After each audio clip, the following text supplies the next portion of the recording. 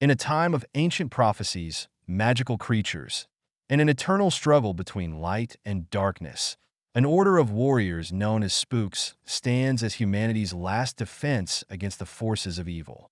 These warriors, trained in the arts of witch hunting and dark magic suppression, roam the lands, battling malevolent entities that threaten mankind. But the spooks are dwindling.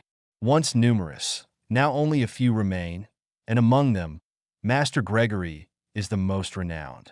A grizzled and battle-worn knight, Gregory is a legend among his kind, a man whose very name is feared by supernatural beings. He has spent centuries fighting against witches, demons, and creatures of the dark, but the balance of power is shifting, and an ancient evil is rising once again. High upon an ominous mountain, in a fortress of black stone and cursed magic, Mother Malkin, the most powerful witch ever known, has broken free from her prison. Long ago, Gregory defeated and imprisoned her, ensuring that her reign of terror would never return. But her power has only grown in captivity, and now, with the arrival of the blood moon, her strength has reached its peak.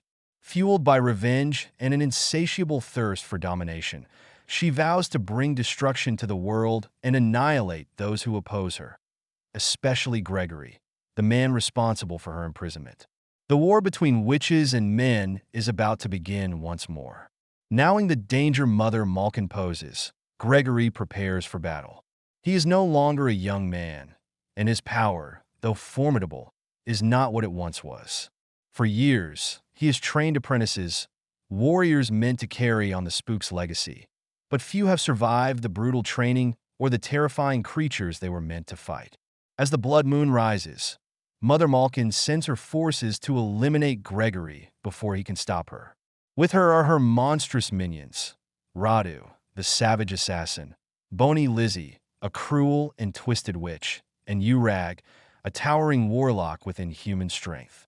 They descend upon Gregory's stronghold, catching him and his apprentice unprepared. Despite their skill and resilience, the apprentice is quickly overwhelmed and killed, leaving Gregory alone against an army of horrors.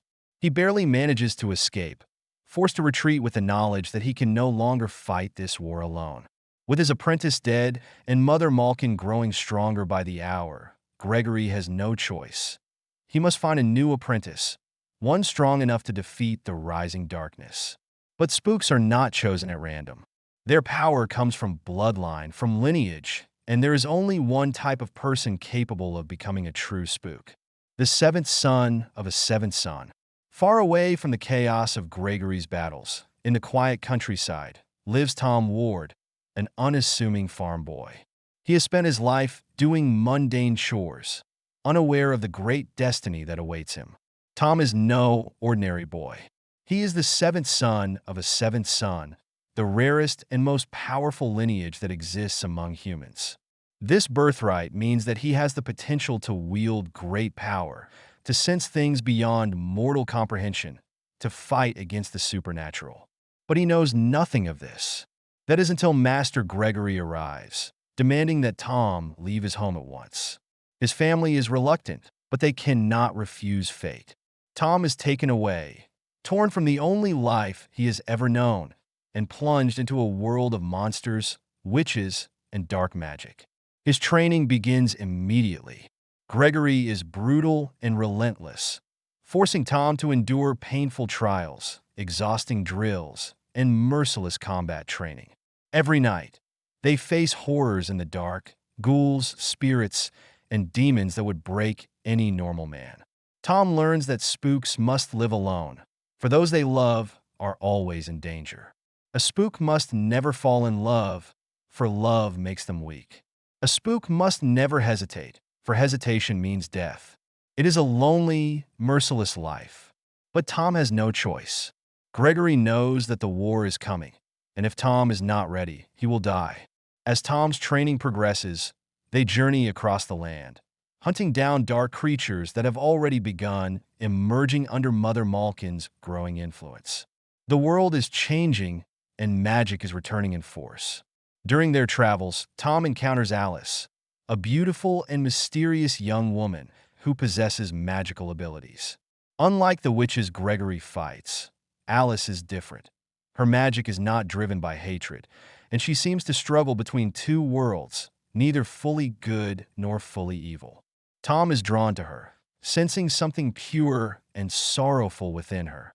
But he remembers Gregory's warnings: never trust a witch. As their bond deepens, Tom begins to question the rigid teachings of the spooks. Gregory sees the world in black and white. Witches are evil, humans are good, and there is no in-between. But Tom sees the shades of gray. He begins to wonder, is all magic truly evil? But there is no time for doubts. Mother Malkin has amassed her forces, gathering the most powerful witches, warlocks, and dark creatures under her command. With the blood moon at its peak, her power is near invincible. Soon, she will march upon the world of men, wiping out all who oppose her. Gregory and Tom must stop her before it is too late. But Gregory is hiding something, a secret that could change everything. The blood moon looms over the horizon, a crimson beacon of doom signaling the coming of war. The world trembles as Mother Malkin, at the height of her power, prepares to unleash her fury upon humanity. Her forces, drawn from the darkest corners of the land, march toward the stronghold of mankind, an army of warlocks, witches, and monstrous creatures ready to wipe out all who oppose them. Amidst this impending chaos, Tom Ward stands at a crossroads. His training with Gregory has made him stronger, more aware of the supernatural world than ever before. He has faced horrors, seen the cost of war, and now understands what it means to be a spook, to fight, to sacrifice, to walk a path of loneliness and duty. But doubt still lingers. The words of the warlock Strix haunt him, whispering of another future, one where he is not just a soldier in a war he does not fully understand, but a master of his own fate, free from Gregory's rigid teachings. And then there is Alice. Tom's growing connection to her is something he cannot deny. She has shown him another side of magic, a side that is not wholly evil, a side that contradicts everything Gregory has taught him. But there is no time for hesitation. Mother Malkin knows of his power. She knows that Tom is the only one who can stand against her, and so she comes for him first. In the dead of night, her forces strike. Darkness engulfs the hills where Tom and Gregory have set up camp. The air shudders with unnatural energy as witches take flight, their eyes glowing with malice.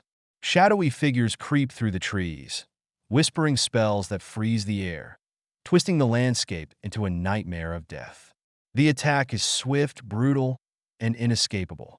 Gregory fights with all the strength that remains in him, wielding his staff and silver blades, his years of experience keeping him alive even as his age begins to betray him. Tom, still learning, is forced to fight like never before. His sword clashes against clawed beasts. His body moves on instinct as he dodges lethal spells.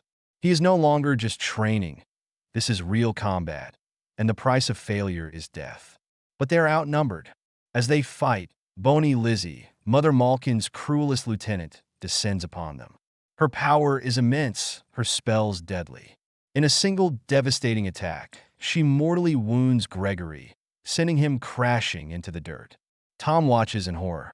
His master, the greatest spook to ever live, is dying before his eyes. And then, something unexpected happens. Alice appears. She should not be here. Her presence alone is dangerous, for the warlocks and witches would kill her for betraying them. But she has made her choice. She stands beside Tom, wielding her own magic, turning against her own kind. Mother Malkin watches from the sky, enraged. Her own niece has defied her, but she does not kill Alice. Instead, she gives her one final chance. Alice is given an ultimatum. Kill Tom, and she will be forgiven. Kill him, and she will prove her loyalty to the witches, her family, her blood. The battlefield grows silent. Tom looks into Alice's eyes, searching for the answer before she even speaks. Will she betray him? For a brief moment, she hesitates. Her life has been a struggle between two worlds, humanity and witchcraft, light and darkness, love and duty. But this moment is the ultimate test. Her heart wins.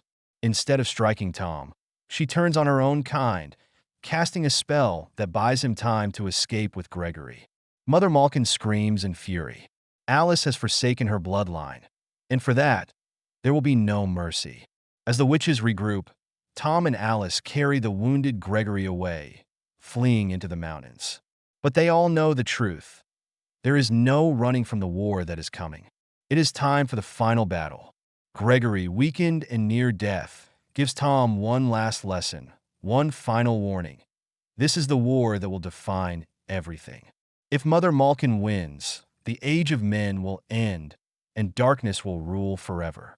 But Gregory will not live to see the end of it. He has known for some time that his body is failing, that the years have caught up to him. He looks at Tom with something beyond respect, something like pride. He tells him that he is ready. And then the greatest spook in history closes his eyes for the last time. Tom, now truly alone, must step forward as the last spook standing. He must end what Gregory began.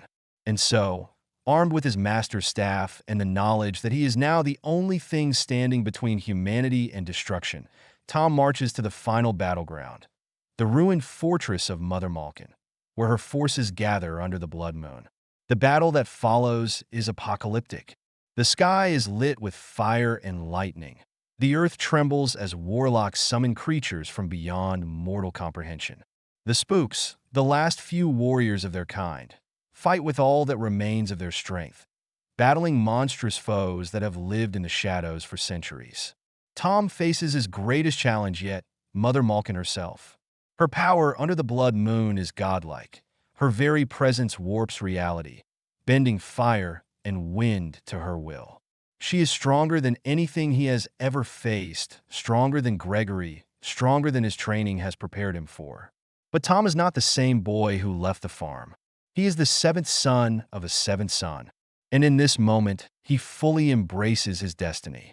Using the knowledge Gregory left him, the power he has honed, and the raw strength that comes from his lineage, Tom stands against Mother Malkin in a final, desperate duel. Blades clash. Magic erupts in waves of energy. In the end, it is not strength or skill alone that wins, but Tom's heart, his will to protect, his refusal to fall into the same darkness that consumed so many before him. With one final strike, he defeats Mother Malkin, ending her reign of terror forever. The blood moon fades. The war is over. As dawn breaks over the ruins, Tom stands alone. The world is safe, but his journey is just beginning. Gregory is gone. The spooks are nearly extinct, and Tom is now the last of his kind. Alice stands beside him, knowing that though she fought with him, her place in this world is still uncertain. She is still part witch, and the world will never fully accept her. She cannot stay. With a heavy heart, she leaves, disappearing into the mist, choosing her own path. Tom watches her go, knowing that they may meet again, but their destinies are not the same. And so, with the weight of his master's legacy upon his shoulders, Tom picks up Gregory's staff and walks toward the unknown. He is no longer just an apprentice. He is the last spook, and his true battle is only beginning.